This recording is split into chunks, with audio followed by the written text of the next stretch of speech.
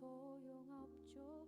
사랑은 오래 참고 사랑은 온유하며 질투와 자랑도 아니하고 교만하지 않으며 자기 유익을 구하지 않고 진리와 함께 기뻐하고 모든 것을 참고 믿으며 모든 것을 바라며 모든 것을 견디죠.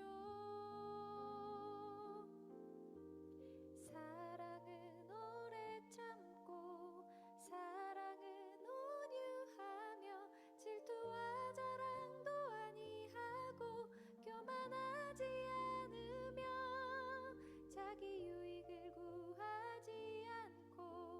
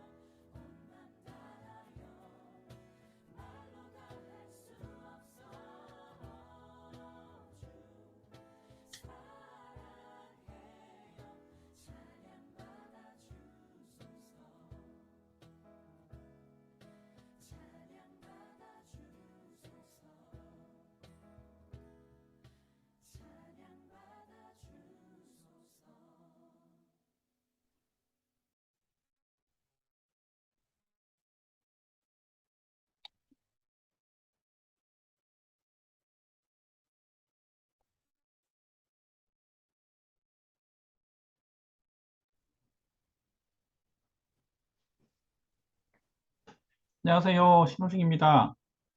식사는 좀 하셨나요? 예, 감사합니다. 아, 지금부터 신장내과 초독을 시작하겠습니다. 오늘은 이막 교수님께서 유로리시아시스 관련해서 발표해 주시겠습니다. 교수님 자료 공유하시면 됩니다. 네,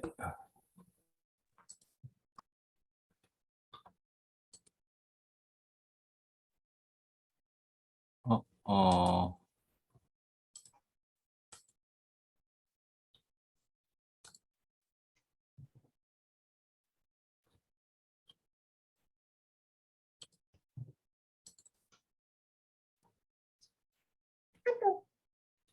보입니까? 잘 보입니다. 예, 감사합니다. 요석입니다.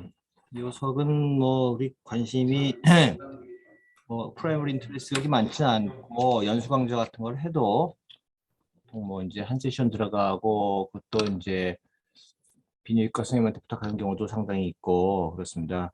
그 숙제 같은 거죠. 공부는 한번 해보고 싶은데 잘 안 되고 하는 그런 부분인데 한번 볼게요.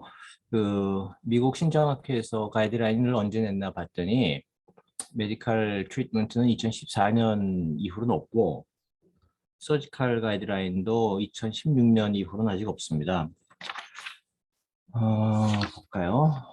이거는 2019년에 우리 고대에서 발표한 건데 이게 2014, 15, 16 3년간 해마다 한 10만 명 좀 넘는 10만 명, 11만 명, 11만 명 정도 되는 환자를 응급실 온 환자를 분석을 한 겁니다. 이게 뭐라 하죠? 국가 응급 환자 진료 정보망 네디스라고 하는 게 있습니다.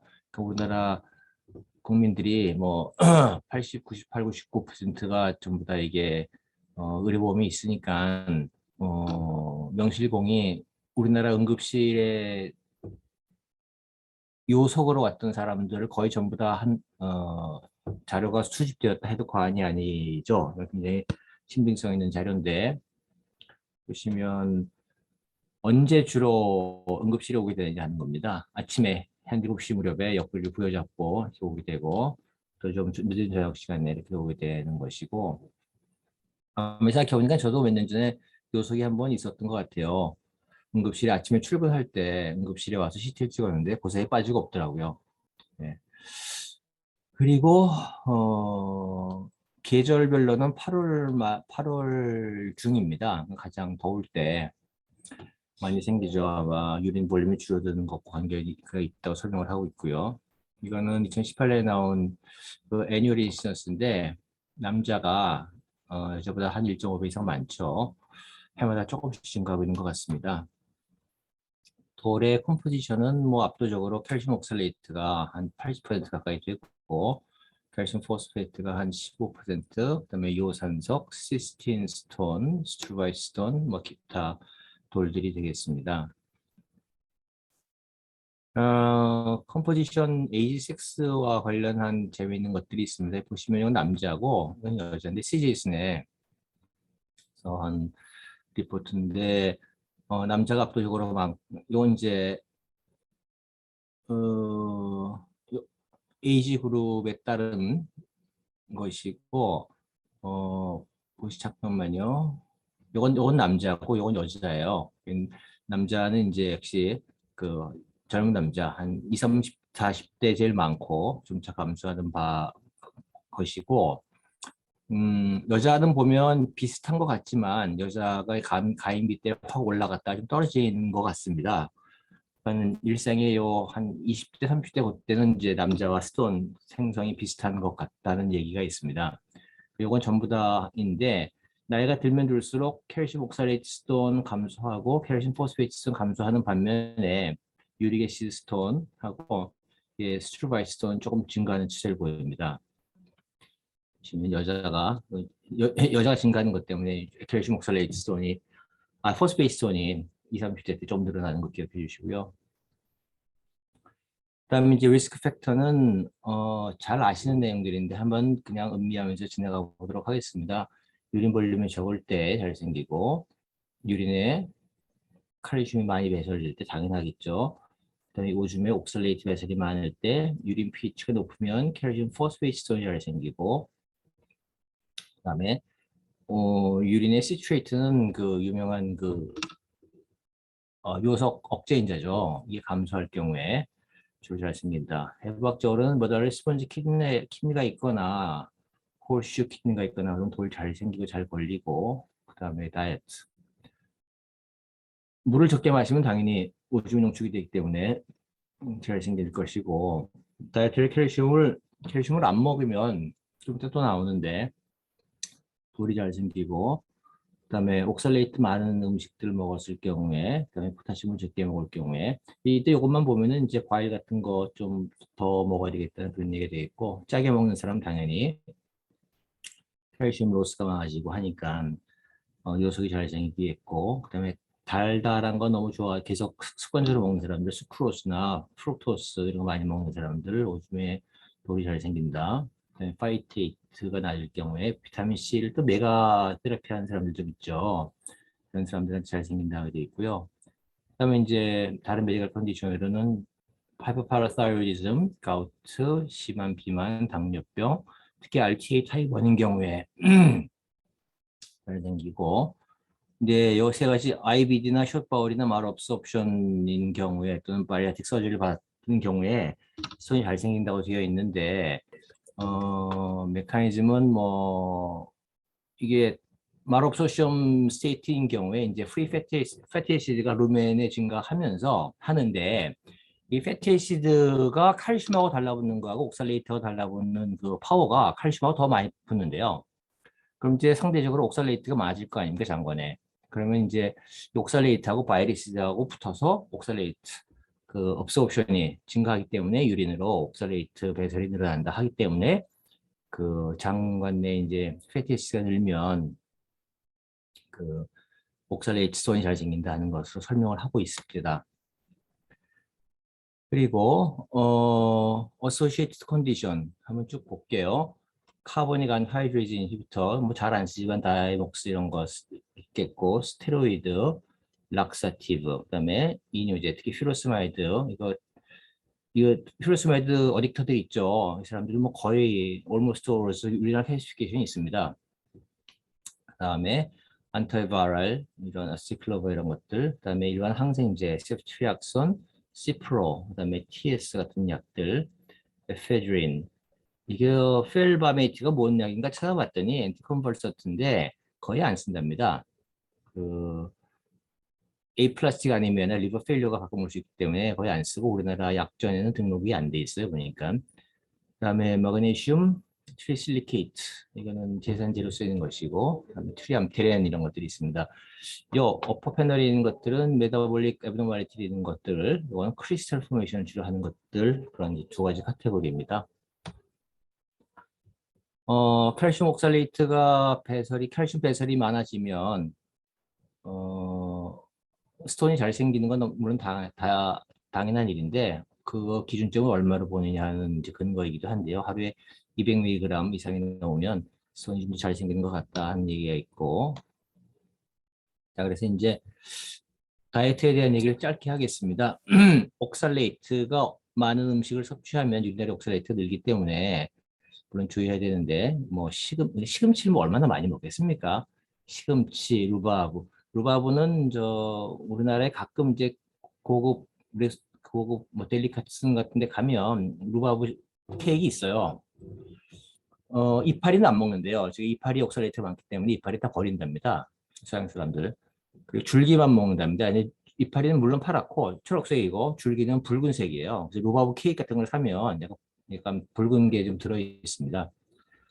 비트, 너츠, 뭐 초콜릿, 티, 윗브랜, 놀랍게도 스트로베리가 포함되어 있습니다.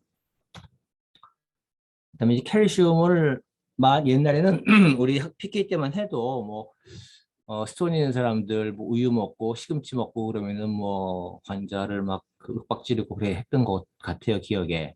근데 요즘은 이제 그 개념이 바뀐 지가 오래됐죠. 칼슘을 많이 먹으면 적당히 먹어주면 칼슘이 곡살레이트와 겉에서 이제 바인딩하기 때문에 대변으로 잘 배출하더라 하는 것이고, 칼슘 많이 먹으면 역시 유린 옥살레이트 배설이 줄더라 하는 그런 코릴레이션을 보여주는 것입니다. 그다음에 물을 얼마나 먹어야 되겠는가 하는 겁니다. 저는 이제 보시면 물이 하루에 2.25리터 미만, 그러니까 유린 볼륨이에요. 유린 볼륨이 2.25ml 아니 2.25리터 미만으로 줄어들면서 이제 그 스톤 리스크가 올라가기 시작하더라. 이것도 마찬가지고 비슷하죠. 그래서 유린 볼륨을 한 2.5리터 이상 유지하는 게 좋겠다라는 근거로 삼고 있습니다. 아주 오래전에 1969년 자료인데 슈가를 많이 먹으면 유칼슘 V, 그 칼슘 익스크리션 어마운트가 늘더라 하는 겁니다. 이렇게 시간별로 끊어가지고 유린을 측정해갖고 칼슘 배설을 잰 거예요. 칼슘 스톤을 형성하고 있는 사람은 더 많이 늘었고, 예, 노멀 서브젝트에서는 늘긴 늘는데 좀 덜 늘었다. 하여간 슈가가 모노 슈가가 그 유린 칼슘 익스크리션을 늘리는 건 확실한 것 같다. 이제 그런 데이터입니다. 그다음에 하루에 나트륨은 얼마나 먹으면 좋겠니? 라는 거죠. 이거 보시면 노멀 파퓰레이션에서도 이제 소디움을 많이 먹으면 칼슘 배설이 느는 추세인데 이디오패틱 하이퍼칼시우리아 페이션트는 더 스티프하게 확 증가하는 모습을 보입니다. 그래서 대체로는 하루에 100ml 이퀴벌런트 어마운트 소디움 미만으로 먹는 게 좋겠다라는 뜻이고 이 100ml 이퀴벌런트 어마운트 소디움을 나트륨을 아니 NaCl로 계산하면 한 5.7쯤 되죠. 그러니까 5g 내지 6g 우리 WHO에서 권장하는 그 정도의 기준에 부합합니다. 근데 이 정도 먹기가 쉽지 않아서 문제이긴 하죠.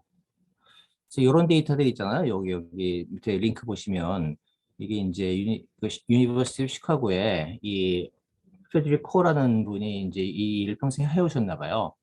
그래서 이분이 자료를 잘 정리했으니까 궁금하신 분들은 요 밑에 그 링크에 찾아가서 한번 별도로 공부해 보시면 좋을 것 같습니다. 그래서 이제 스톤 생기는 거, 뭐, 오늘은 페트피조를 이런 거 뺐습니다. 무슨 뭐 하이퍼 세츄레이션이 뭐 슈퍼 세츄레이션이 그런 거 좀 뺐고, 하여간 이 인히비터의 감소 또는 프로모터의 증가가 항상 희소 게임 하듯이 스톤을 형성하게 되는데, 프로모터의 대표적으로는 이제 이런 뭐 아이언들, 옥살레이트 많이 먹는 거, 슈퍼 세츄레이션, 유릭 애시드, 뭐 이런 것들, 포스파츄리아, 옥살유리아 이런 것들이 되게 주상이에요. 그다음에 인히비터의 제일 대표적으로는 시트레이트 이런 것이 되겠습니다. 그래서 별이 반짝반짝하고 있는데 다른 건 몰라도 오늘 이 화면 정도는 그냥 기억해 주시기 바랍니다. 우리 임상하면서 맨날 수치를 좀 수치를 기억을 한다 해도 맨날 까먹고 하지 않습니까? 저도 이거 메모장에다가 써놓고 하나 가끔 봅니다. 볼까요? 24시간 유린 볼륨은 2.25리터 미만이면 리스크 올라가는 것 같다. 소디움은 100 미만으로 100mmol per day 다시 말해서 한 5, 6g 솔트 어마운트 미만으로 먹는 게 좋겠다는 얘기고 24시간 유린 칼슘은 하루 200mg 이상일 때 리스크 올라가고 옥살레이트는 25mg일 때 리스크 올라간다고 되어 있는데 이게 이제 일반 퍼퓰레이션하고 프라이머리 하이포옥살유리아하고는 이제 차원이 다르니까 되게 프라이머리 하이포옥살유리아는 환자들은 대개 이제 하루에 90 정도 이상 배출한답니다. 참고로 아시고 그다음에 시트레이트는 400mmol 미만일 경우에 더 리스크가 올라간다 하는 거. 그다음에 유릭 애시드 24시간 유린에서 유릭 애시드 익스크리션 양을 재볼 수 있는데 코릴레이션이 명확하지 않다고 합니다. 유린 pH가 5.5 미만일 때는 당연히 산성요인 경우에 유릭 애시드 스톤의 리스크가 올라갈 것이고 그 다음에 알칼리요인 경우에 칼슘 포스페이트 스톤의 리스크 올라갑니다. 유린 pH가 6.0이 넘으면 슈퍼 세츄레이션이 훨씬 더 활성화된대요.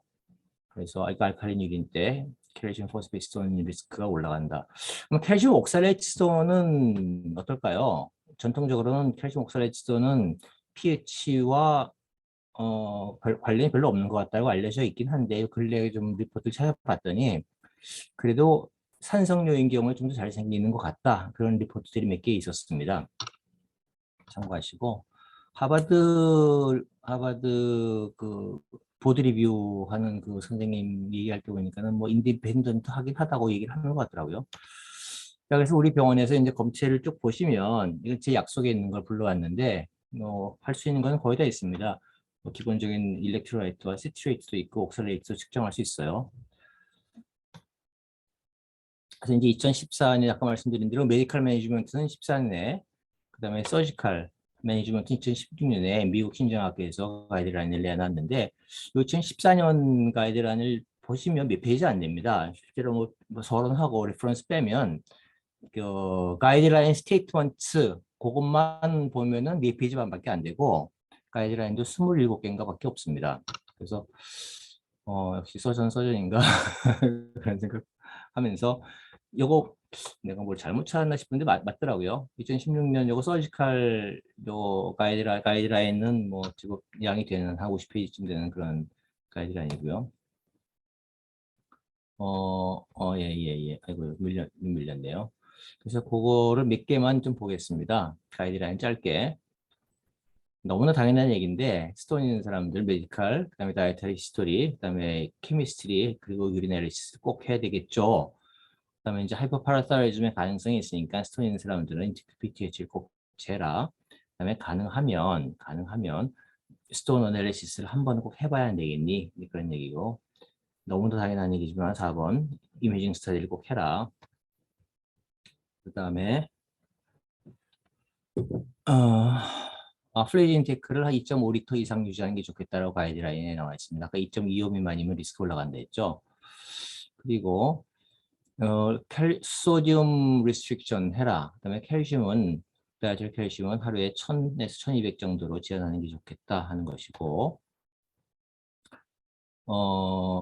그 시트레이트가 이니비터니까 fruits, vegetable, 그다음에 non-dairy animal protein 같은 걸 인테이크하는 게 좋겠다.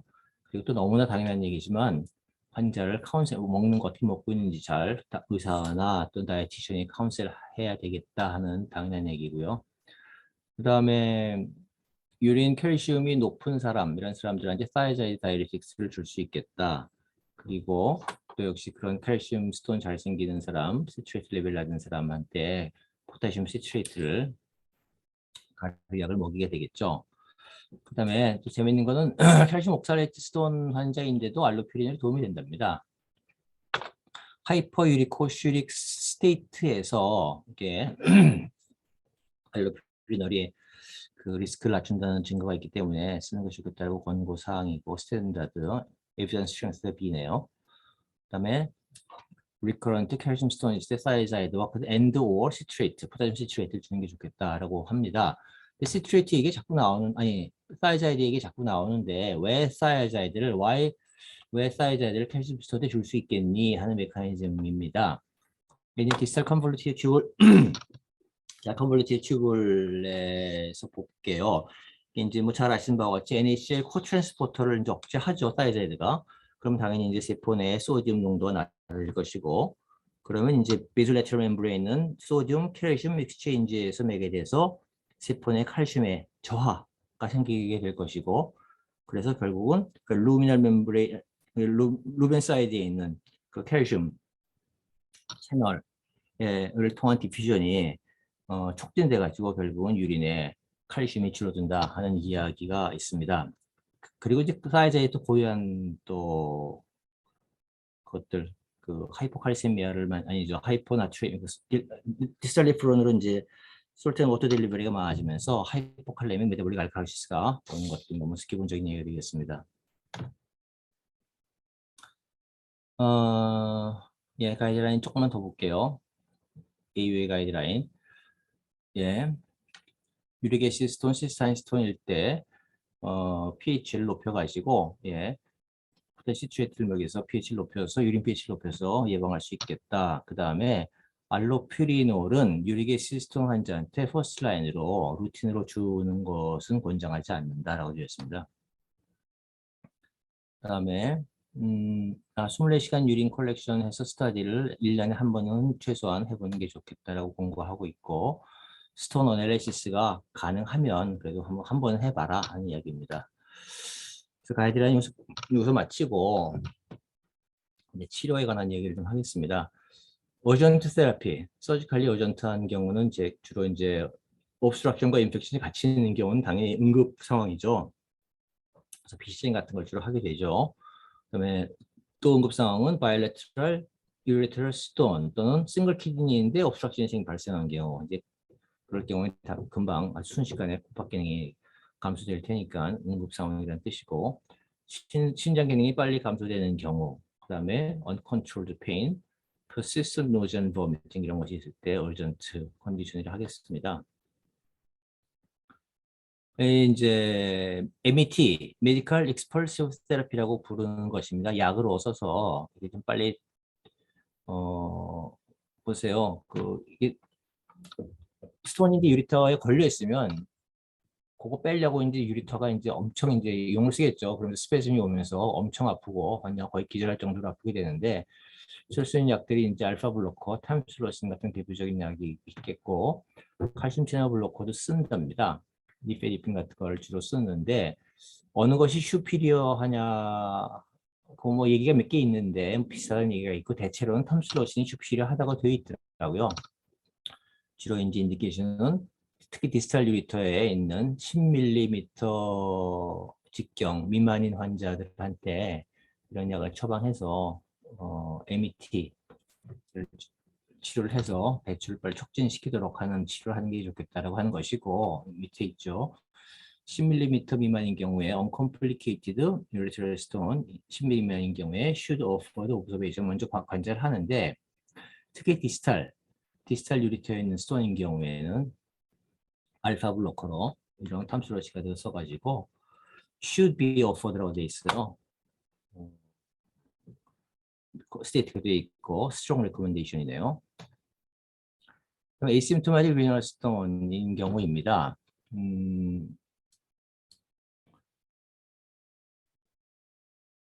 예, 증상 없고 너무 obstructing 캘리셜 스톤인 경우에는 되게 acute 액티브하게 이제 잘 서베일런스 관찰해라 하는 경우고, 증상이 없으니까 되게 손을 잘 안 대겠죠. 근데 예외적으로 이러한 사람들은 서지컬 인터벤션을 고려할 수 있겠다는 거예요. 스톤 사이즈 자꾸 커진다든지 미네랄 펑션이 자꾸 떨어진다든지, 나 이제 임신을 해야 되는데 계획된 임신 전에 스톤을 해결하고 임신을 해야 되겠다 하는 경우에, 그래서 뭐 임신하고 스톤이 악화되고 하면 리토트립시 못 하거든요. 그 SW 쇼크 웨이브 못 하거든요. 그다음에 뭐 URS 같은 거 하려 해도 라디에이션을 받아야 되잖아요. 그러니까 이제 이건 미리 단돌이 하는 게 좋겠다. 그다음에 아주 메디컬 케어가 잘 안 되는 먼 지역으로 가야 되는 경우에, 그다음에 직업적으로 파일럿이나 뭐 장거리 운전하는 트러커들, 또 군인들 이런 경우에 뭐 참선해야 되는 경우에 미리 생각을 해봐야 되겠다 이런 얘기했습니다. 그다음에 이제 서지컬리 치료하는 그 고려점인데, 키드니에 로폴이 스톤이 잘 안 빠져요. 당연히 디펜던트한 위치이기도 하고, 뭔가 이제 한번 이렇게 굴곡진 부분을 이렇게 통과가 나와야 되기 때문에, 그다음에 그래비티에 관련된 부분이기도 하기 때문에 로우폴인 경우 잘 안 되기 때문에 어퍼폴과 논 어퍼폴의 그 사이즈의 카테고리가 10mm와 20mm 다릅니다. 그래서 로우폴인 경우에 이제 10mm 미만인 경우에 SWL이나 유로테로스코프를 해서 시도할 수가 있겠고, 크면은 이제 10mm 이상인 경우에는 SWL 잘 안 하고 퍼스트 라인으로선 잘 안 하고 환자한테 PCN을 아마 해야 될 수도 있겠다라는 얘기를 꼭 인폼을 줘라 하는 얘기가 되어 있고, 그리고 어퍼폴인 경우에는 20mm를 기준으로 해서 이와 같은 그 치료 가이드라인을 제시하고 있고요. 이거는 이제 유로테로스코프과 ESWL의 이제 활용 빈도입니다. 이거는 이제 캐나다 자료고, 이거는 인디아의 자료인데 둘 다 공교롭게 2014년이더라고요. 보니까는 점점 감소하고 있고, 캐나다에서는 이게 거의 동일한 지점으로 온 게 2004년이었고, 인도에서는 뭐 2008, 9년, 7, 8년 그 사이에 유로테로스코프이 점차 늘어나는 추세를 보이고 있고, 우리 병원에서 실제로 ESW를 안 하잖아요. 아마 여러 효과도 그렇고 위험성도 그렇고 해서 잘 안 하는 것 같습니다. 주된 내용 여기까지고 이제 신 교수님 일본 논문 읽기 비슷하게 요 최근 거 몇 가지만 좀 이렇게 한번 짚고 넘어갈게요. 아티클 책임간 얘기 있습니다. 금년에 NDT에 나온 건데요. 이게 24시간 유린 컬렉션을 하기가 참 이거 번거롭고 환자가 가져오는 그 스페시멘을 제대로 모았는지 저들을 신뢰할 수가 없기 때문에 스파 유린으로 한번 해봤는데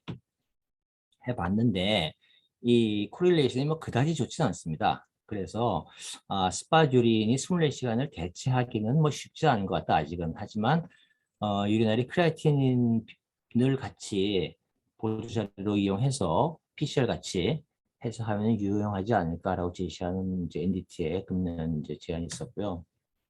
이건 금년에 NEJM에 나왔던 거죠. 뭔가 하면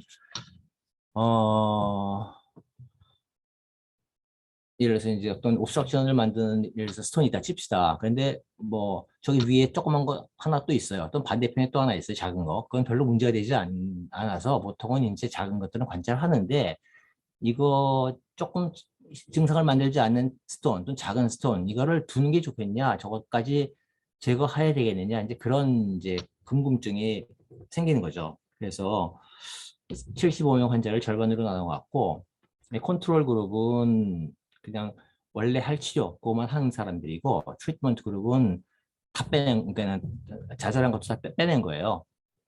한 4년 정도를 봤더니 이게 지금 이제 엔드 포인트는 저 ER 비짓 프리퀀시 그다음에 서저리를 한 경우 그다음에 스톤 그로스 이런 것들을 봤는데 확실하게 트리트먼트 그룹에서 더 큐뮬러티브 인센스 확 줄었다 하는 얘기고 이거는 이제 스톤 그로스 빼고 해도 의미가 있더라 하는 얘기죠. 그러니까 열심히 다 빼주는 게 안 좋겠니 이제 그런 얘기입니다.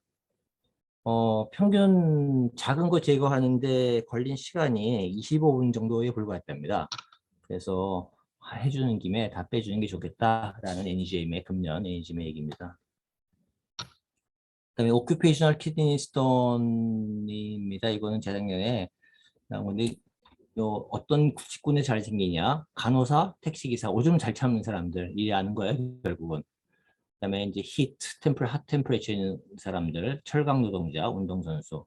그다음에 이제 우주비행사 이런 사람들 그래비티가 없으면 이게 이제 본이 빨리 모빌라이즈 하기 때문에 스톤이 더 잘 생긴답니다. 이런 거 한번 상식을 알아두시면 좋겠고. 이건 작년에 이제 그 AJKD에 나온 건데 하이포옥살유리아 리뷰예요. 옥살레이트 다이트 옥살레이트를 먹었을 경우에 인테스티널 플로라가 분해해서 이제 감소하게 되는데 여러 가지 팩터에 의해서 아까 얘기한 대로 뭐 말업소션 같은 게 있으면은 옥살레이트가 증가한다든지 그런 여러 가지 변수가 있겠다. 그다음에 간에서 엔도지너스 프로덕션에도 영향을 받고 그래서 옥살레이트 네프로퍼티가 오기도 하고 돌이 생기기도 하고 CKD를 가기도 한다라는 개념적인 얘기고 이제 프라이머리와 세컨더리로 나누는데 프라이머리는 뭐 타입 1, 2, 3로 나눕니다. 보니까는 이제 페록시즘에서 이제 AGT의 디피션시가 타입 1이라고 하고 그럼 이제 옥살레이트가 늘어난다고 합니다. 타입 2는 사이토졸릭 GRHPR 디피션시 이럴 경우에 옥살레이트가 늘어난다고 타입 3는 이 마이토콘드리아의 호가 이제 이펙트가 오게 되는데 이럴 경우에 옥살레이트가 증가되는 메커니즘에 대해서 아직 불분명하다고 되어 있습니다. 세컨다리는 뭐 원인 많죠. 뭐 이런 판크레아타이티스 뭐 이런 것들 많고 로엔와의 가슈 바이패스, 크론, 실력 디즈 이런 것들 많고 네, 비타민 C, 에틸린 글라이콜 이 대사물이 이제 옥살레이트가 변하죠. 엔티바이오틱 아까 얘기 잠깐 일로 나왔고 오비시티, GI 컨디션에 관한 것들도 있고 그래서 이제 옥살레이트 크리스탈리제이션 하고 이게 바이오리프레인전스를 보인다. 뭐 치료는 사실상 뭐 이렇게 여러 가지 얘기를 하긴 합니다만은 뭐 별로 물 많이 먹어라 뭐 옥살레이트 적은 거 먹어라 이런 소극적인 것 말고는 잘 없다고 합니다. 이건 마지막 슬라이드인데요.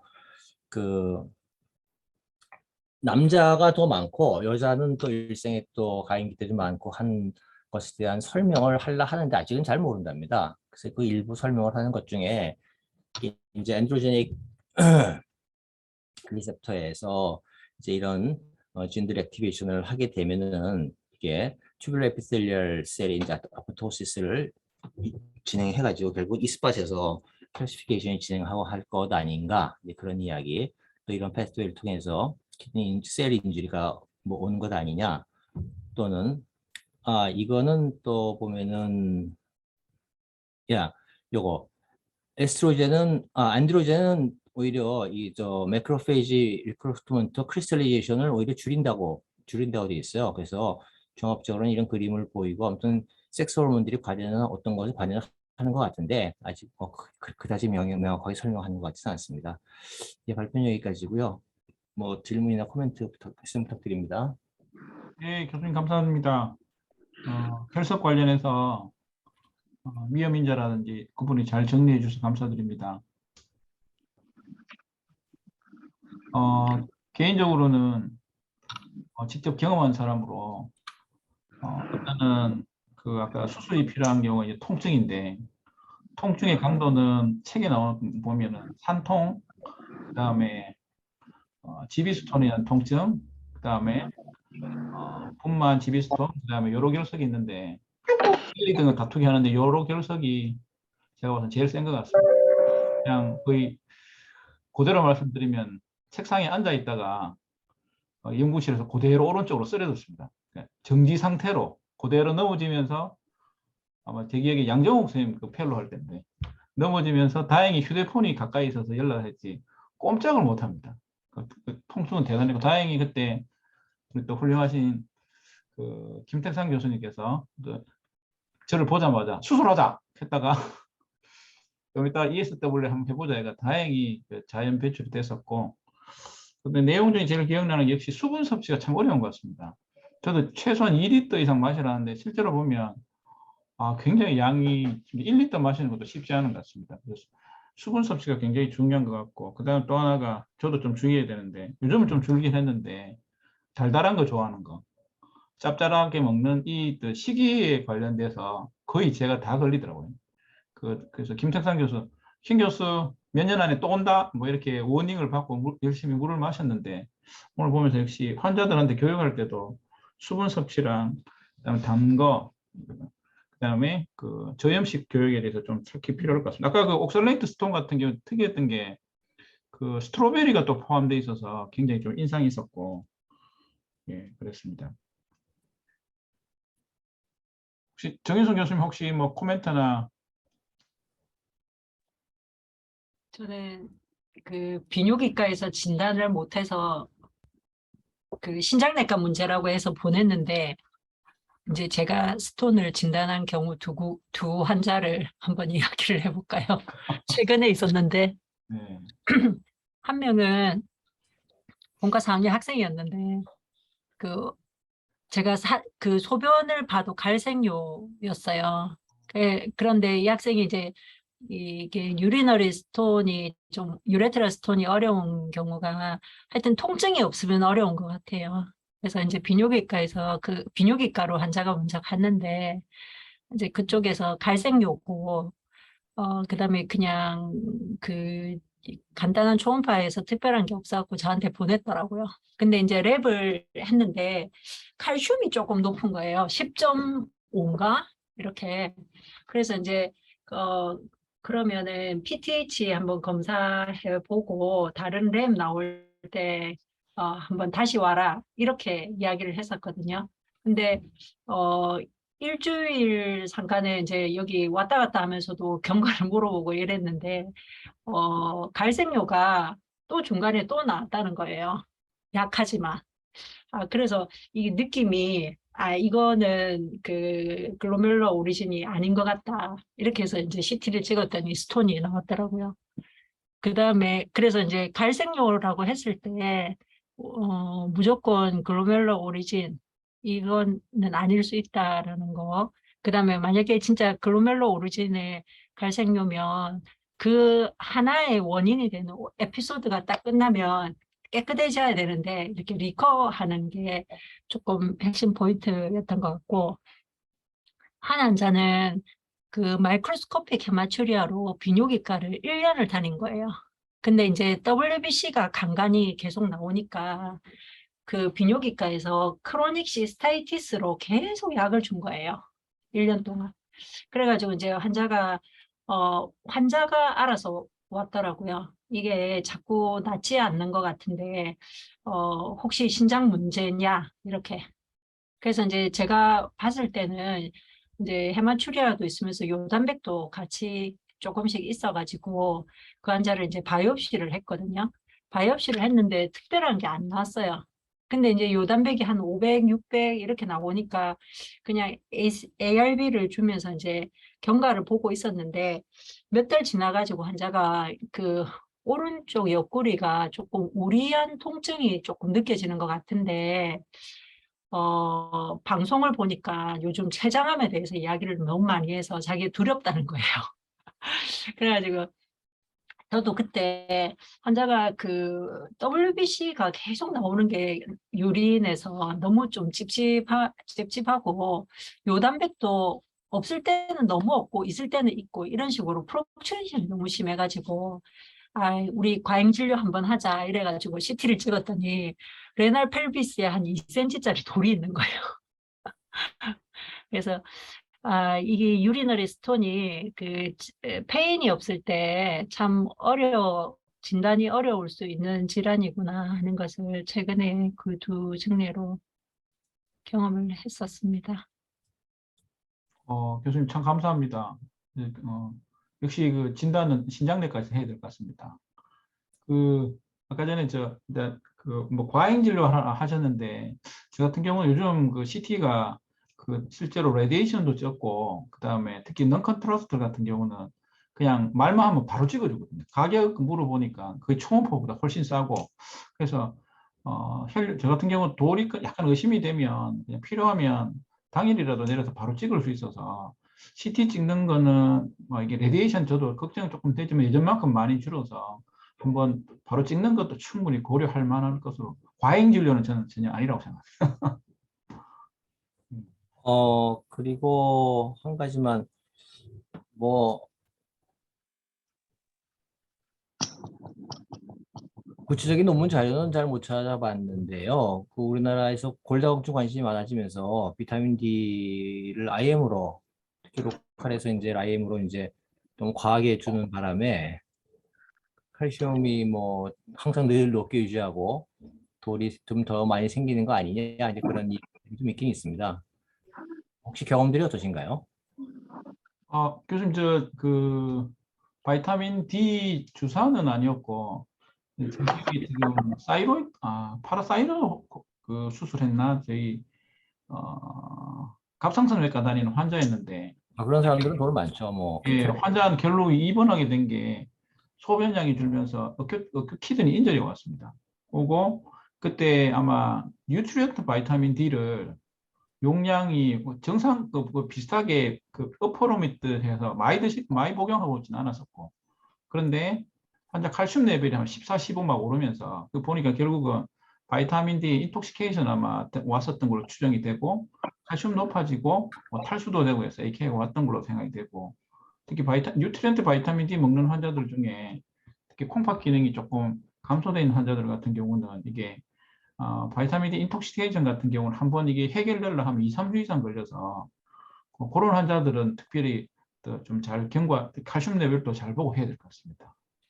네, 칼슘 레벨도 보고 비타민 D 레벨도 체크하고 해야 되는데 네, 그래서는 또 하기가 쉽지 않으니까 좀 느끼한 면이 없지 않아 있는 것 같아서 맞습니다. 그런 거에 대해서 환자 혹시 칼슘 높은 거 혹시 정형외과에서 뭐 아니 정형외과란다 저기 무슨 뭐 비타민 D 주사 맞았어요? 아니면 뭐 개인적으로 먹고 있어요? 꼭 물어보시는 게 좋을 것 같고. 예. 맞습니다. 요즘 워낙 건강식품을 많이 드셔서 김연아 교수님 혹시 코멘트나 아, 저 비슷한 경험들 다 교수님이 말씀해 주셔서 제가 진짜 고민되는 경우는 아까 그 이막 교수님 강의해주는 슬라이드 중간에 그 레날스톤 2cm 정도 크기 사이즈를 기준으로 해서 이렇게 매니지 하는 게 있더라고요. 그래서 교수님들은 가이드라인입니다. 에? 미국 신경학회 서지컬 가이드라인이에요. 서지컬 가이드라인. 그래서 이게 그 ECM이 넘는 레날 스톤에 대해서 이 증상이 없을 때 이거를 매니지를 공고를 여기는 심토마틱이라고 써져 있네요, 교수님 맞죠? 그래서 이거를 이게 보였을 때 증상이 없는데 이거를 그냥 있다라고 알료만 주고 끝내는 게 맞을지 비뇨기과를 한번 보내줘야 될지 엄청 고민이 되더라고요. 그래가지고 저는 그냥 보냅니다. 그 뭐 아, 페니스톤이면 놔두고 그냥 네, 최소한 한 1cm 이렇게 되면은 혹시 뚝 떨어져 나오면 막을 수 있으니까 네, 해라. 저는 보냅니다 주로. 아, 증상이 없더라도 나도 이제 예, 예, 조그마한 맛 나올 텐데 네. 큰 놈이 뚝 떨어져 나오면 이게 고생할 수 있으니 한번 가서 상담하고 하이소 이렇게 보냅니다 저는. 감사합니다. 사실 또 교수님 말씀 강의 중에 저도 잘 아는데 스톤 환자가 뭐 예를 들어서 입원할 때 특히 이제 응급실로 입원하면은 응급실로 환자가 왔는데 크레아틴은 간다 하고 뭐 열 조금 나는데 돌이 있으면 절대로 유로로 입원이 안 되거든요. 그래서 그냥 제가 입원을 시키고 뭐 이렇게 저 바울 안티모틸리드 주고 막 줘가지고 일단 잠잠해 해놓고 그 다음에 협진을 하는데 또 입원 시켜놓고 보면 아까 그 24시간 소변 검사라는 그러니까 스톤 분석을 위한 그 검사를 이렇게 습관적으로 안 하는 것 같아요. 그 굉장히 중요한데 그러니까 예, 기본적으로 당연히 뭐 칼슘 관련 석이 아니라고 추정은 되는데 꼭 검사를 앞으로 저도 내도록 하겠습니다.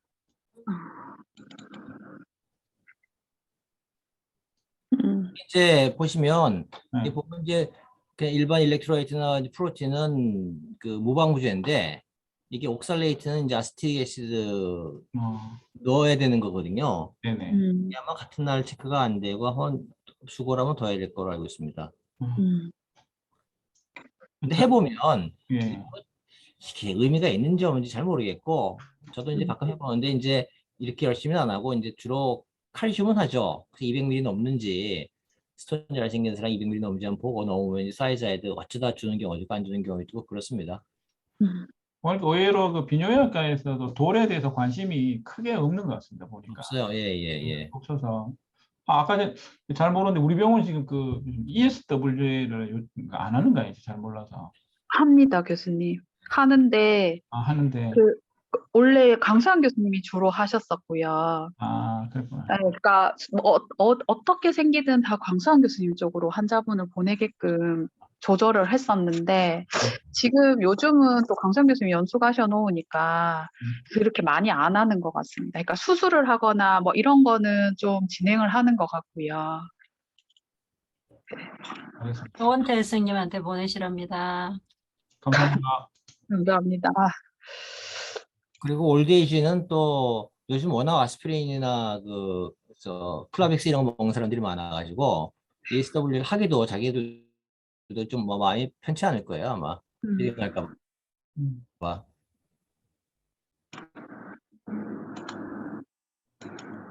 학생들 질문 없어요?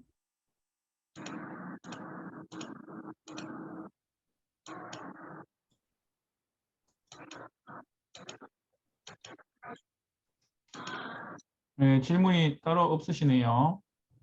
알겠습니다. 그럼 제가 광고 잠시 하고 마치도록 하겠습니다. 교수님 그 공유만 좀 해지해 주시면.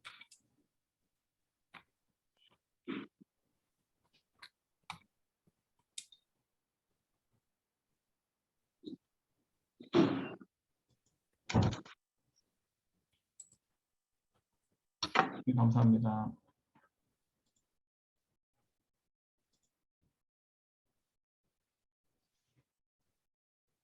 교수님 제가 보이시는지요? 뭐 안 보이네요. 다시 하겠습니다. 공유가 이제 되고 있습니다. 아, 네, 지금 공유 돌아가고 있습니다. 지금 오늘 되게 좀 느리네. 이게 그죠? 그냥 말씀드리겠습니다. 그냥 그 오늘 강의해 주신 이박 교수님께 감사드리고 다음 주는 또 ASN 기간으로 우리 대표로 우리 정현선 교수님과 김양현 선생님 출동하십니다. 그 플로리다 올랜도라고 아주 날씨도 좋고 많이 배우시고 좋은 시간으로 잘 다녀오셨으면 좋겠습니다. 다음 한 주 건너뛰고 14일에는 그 허수정 선생님 발표해 주시고 12월 9일에는 아마 제 초독 시간에 금요일에 장기식 연구소 정기 세미나 13차 있는데 삼성서울병원 이식외과 김종만 교수님, 저는 외과라서 그 수술만 하실 줄 알았는데 티슈 엔지니어링하고 또 연수를 하셨고 거기에 대해서 강의를 해주시기로 해서 아마 저희가 또 도움이 많이 될 것으로 생각이 듭니다. 오늘 참석해주신 또 교수님과 여러 선생님들 감사의 말씀드리고 9주 동안 잘 지내고 또 14일에 뵙도록 하겠습니다. 감사합니다. 감사합니다. 감사합니다. 수고하셨습니다.